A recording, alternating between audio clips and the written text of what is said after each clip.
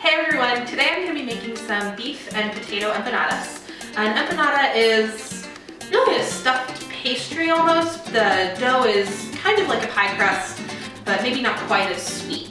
So what I have in front of me right now is the ingredients I need for the filling. I'm going to brown some ground beef, and then I'll be adding in our spice mix, garlic and onion, and pepper and potatoes, along with some other spices and ingredients.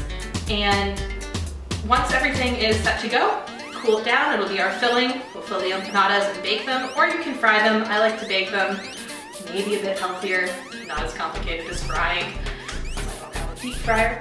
But when I have a recipe with this many ingredients, it's usually a bit easier to get everything ready to go, since everything will be just going in the pan as I'm browning the ground beef. Just makes things a little faster. Okay, so as you can see, I've added all of my ingredients, and this recipe says to add the chicken broth and then let simmer. There's not enough liquid in here to simmer, so I just kind of went with it. Stirring it for a few extra minutes, I added a tiny bit more liquid, and we'll see how it turns out. So right now I am making my empanada dough, and normally you would do this in a food processor. That's what the recipe calls for, in an attempt to not wake up anyone else in the house. Okay, yeah guys, we're cooking a little late tonight, it happens. But we decided to forego the food processor for the sake of not waking people up. And so I am cutting shortening into the flour right now. This can be done with a pastry cutter. I certainly don't have one, a lot of people don't. So I'm doing it the slower way. Really all you have to do for this, just cut it in. It's really that easy. Takes a little while, but I promise it'll be worth it.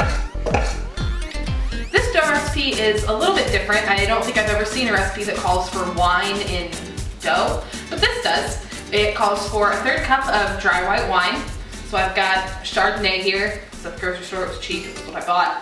I'm going to add the wine, and hey guys, let's face it, then I'm going to drink some of the wine.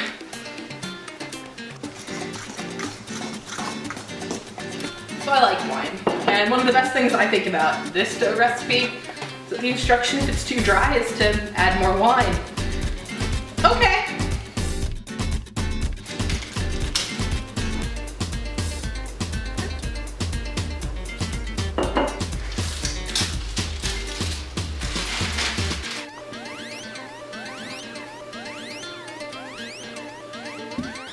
So now I am using a cutter to cut the empanada dough out.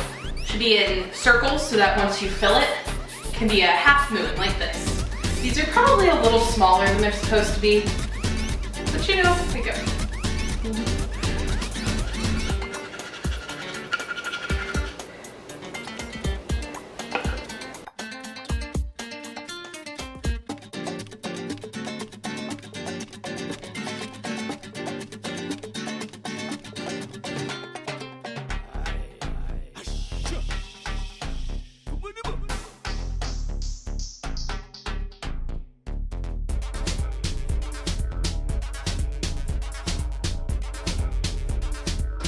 So here I have one tray of empanadas. They're getting ready to go in the oven. Right now it's at 350. Bake it for probably about 30 minutes, but we'll keep an eye on it. Got my empanadas out of the oven. I really like to serve it with a chunkier or fruit salsa. So I've got some salsa here with it.